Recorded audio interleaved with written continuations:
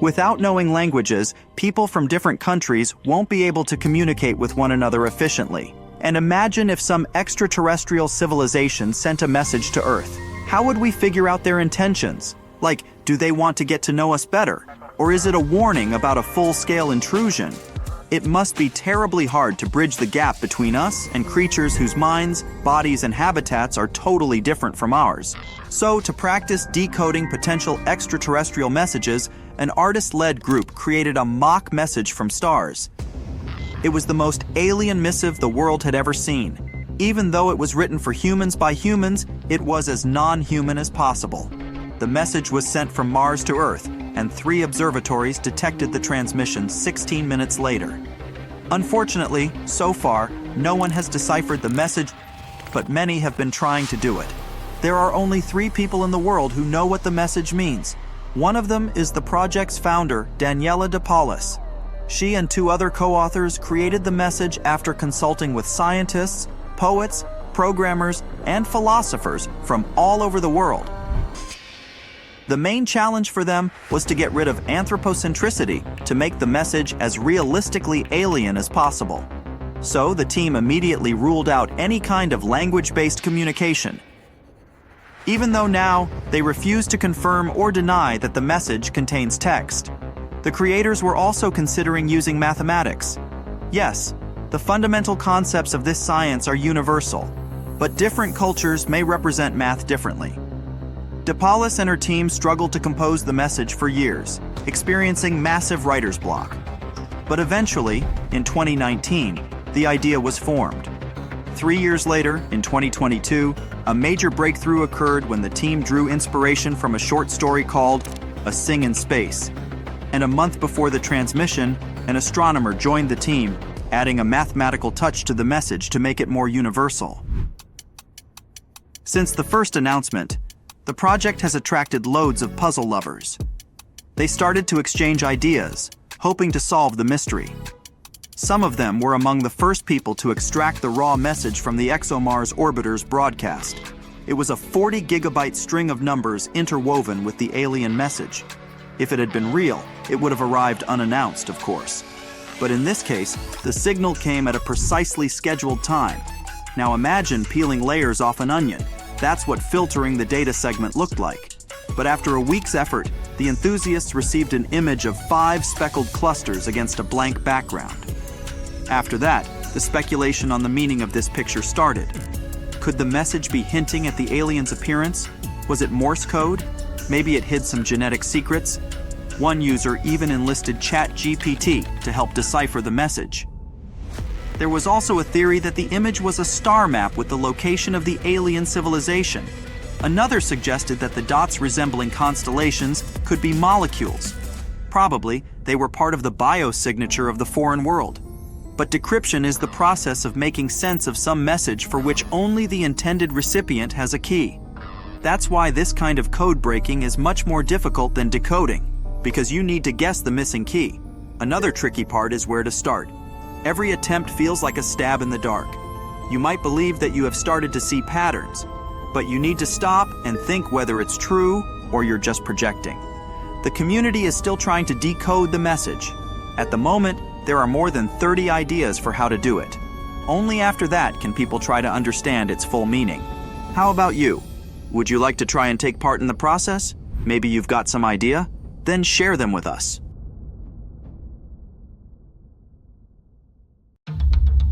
The planet races through space. Its orbit is unstable, like a pool ball gliding across the table looking for a target to collide into. Only this ball is the size of Mars, and it's going 9,000 miles per hour. Boom! It crashes into another planet. This Mars-sized object was called Theia, and what it smashed into was Earth. The impact released 100 million times more energy than the asteroid that wiped out the dinosaurs. The planetary collision threw tons of solid material from both objects out into space. But only one of the bodies survived. Theia was obliterated and then swallowed entirely by early Earth. But that debris didn't go flying endlessly into the cosmic void. No, something crucial happened. all those solid chunks gathered into a cloud. Gravity squished it together, pressing more and more. And in the end, our moon was born. So goes the theory. At the time of the impact, the solar system was just forming, and this rendezvous of epic proportions probably wouldn't have happened if it weren't for a newly formed Jupiter throwing Theia off its orbit and straight into Earth. Our young planet withstood the blow. Time passed, Earth evolved. Its surface will become unrecognizable over the next 4.5 billion years. It's hard for the human mind to understand this vast amount of time, so we'll squeeze it all into one day. If midnight is when Earth first formed from gas and dust that remained after the Sun's creation, the next 4 hours show a lifeless planet. Red-hot, covered in lava, constantly bombarded by asteroids and, as you know by now, even a whole other planet. Yet life finds a way. The first cells appear.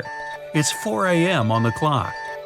At 2:08 p.m., we see the first single-celled organisms form. It's not until 8:28 p.m. that sea plants appear. 20 minutes later, what's this? Jellyfish. After them, the planet flourishes with different fish, reptiles, insects. The forests grow at 10:30 p.m. Between 10:56 and 11:40, dinosaurs roamed the Earth. The giant lizards ruled our planet for less than 1 hour. A minute before the dinosaurs' extinction at 11:39 p.m., the first mammals begin to run around the planet. At 11:58 and 43 seconds, humans appear. In the cosmic scale of things, we've only ruled this planet for 1 minute and 17 seconds. So here's the main question baffling scientists. Why didn't life on Earth ever stop? It had every chance to cease. Why didn't our planet become like Venus or Mars? They both once had an atmosphere and oceans. Today, they're lifeless deserts. Forget about complex scientific concepts and theories of the universe's structure. Our little rock and all its inhabitants are just incredibly lucky.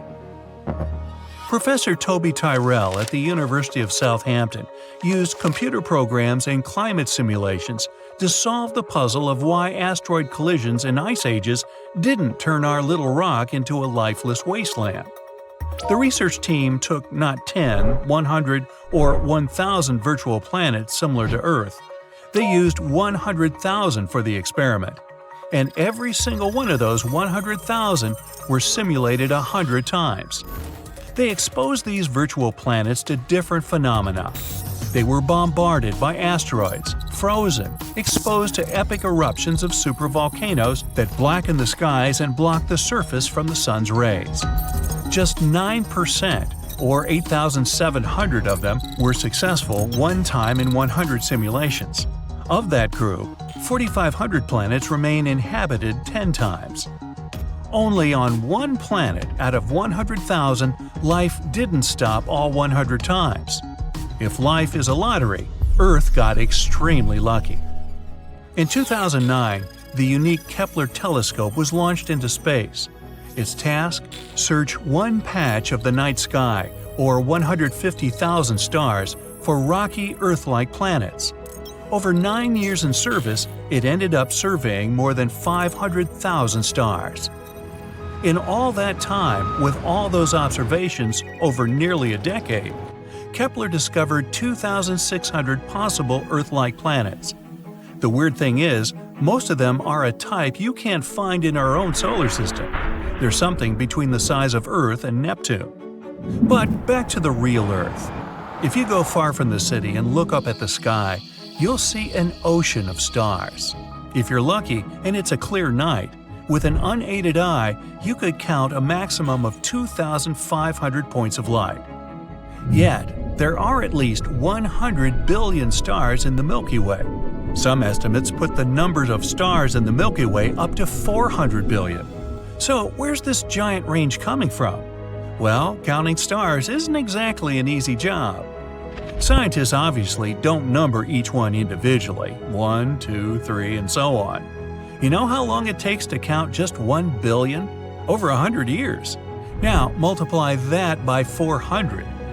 Instead, they look at small patches of space and use some complex scientific formulas to make educated guesses of how many stars there are in total. You can do a similar experiment yourself. Imagine a bucket filled with 10 pounds of rock, sand, soil, and other items. Your job? Understand how many rocks are in that mix. We'll count only those rocks that are visible to us from above. Get a rough estimate of their volume and weight, what percentage of the total we can see, and with some calculation, you can get a number. Is it exact? Nah. Why? Because you can't know if the rocks in the bucket are spread evenly throughout, or if they're all about the same size throughout. What if the ones at the bottom, if there are any, are bigger or smaller than your sample view? They could have completely different weights and volumes. That bucket is our Milky Way galaxy, and the rocks you are counting are stars. The point? Scientists can't know for sure how many stars there really are.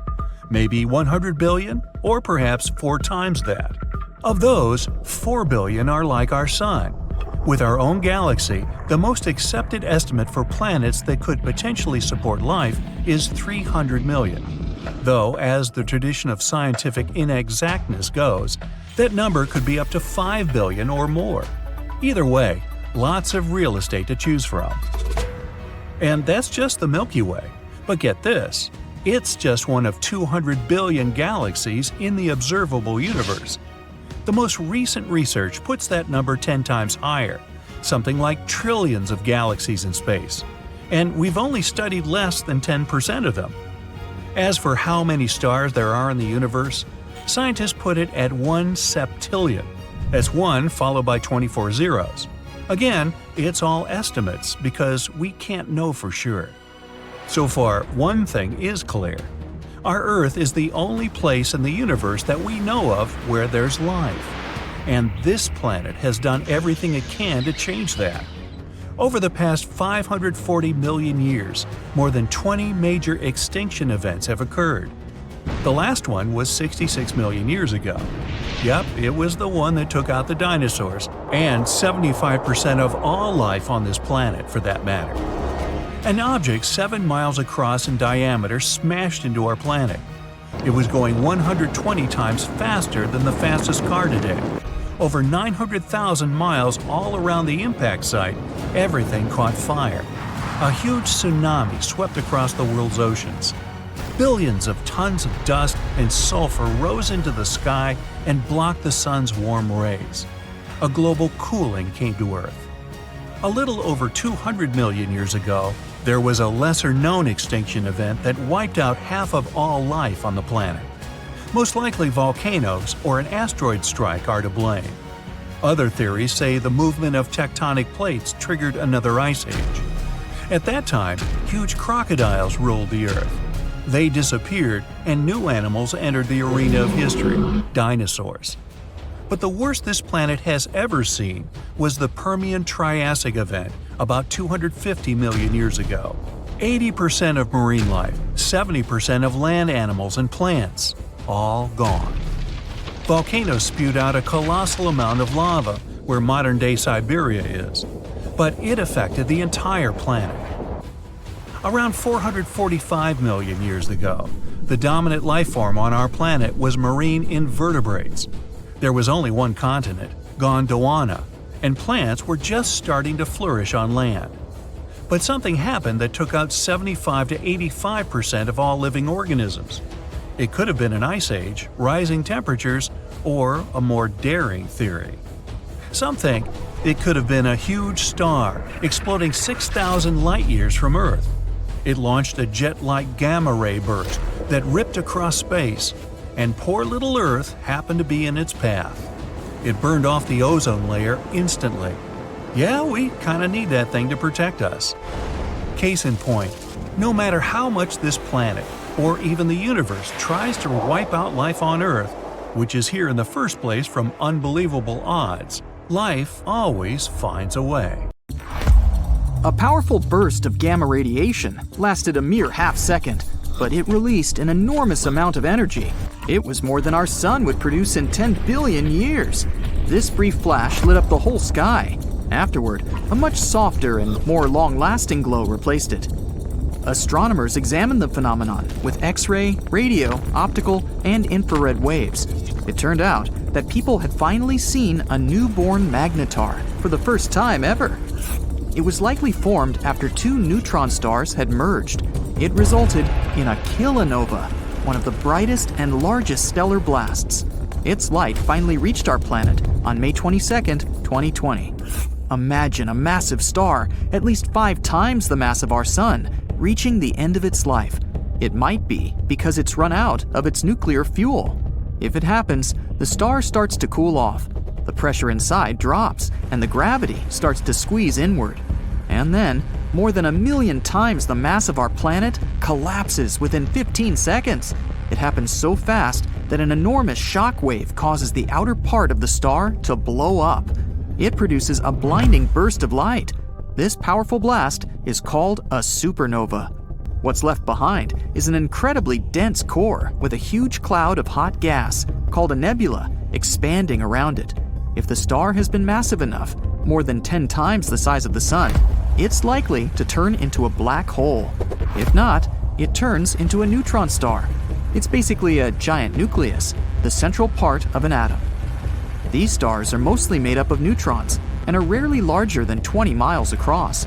For comparison, our Sun is almost 865,000 miles across, which is 109 Earths put side by side. But don't let this relatively tiny size fool you. Any neutron star is at least 1.5 times heavier than our Sun and has an intense magnetic field. If you scooped just a teaspoon of this star's insides, this matter would weigh more than 1 billion tons. It's so dense that it makes neutron stars some of the most extreme objects people know about.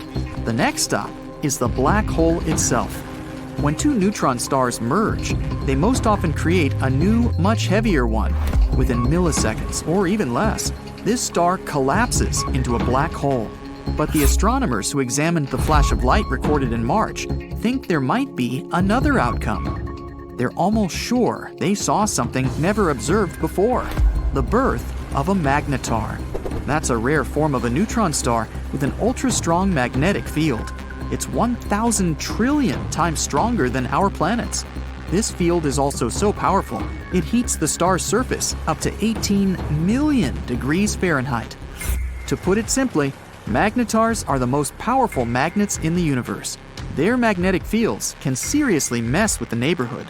Atoms, unlucky enough to get close to such a star, get stretched into pencil-thin lines. If you somehow found yourself several hundred miles away from a magnetar, it would end badly for you. The magnetic field would first disrupt your bioelectricity. It means that your nerve impulses wouldn't work anymore. Even your molecules would change under the influence of the star's field. In the end, you'd pretty much vanish. If a magnetar flew within 100,000 miles from our planet, it would wipe out all the data on every single credit card in the world.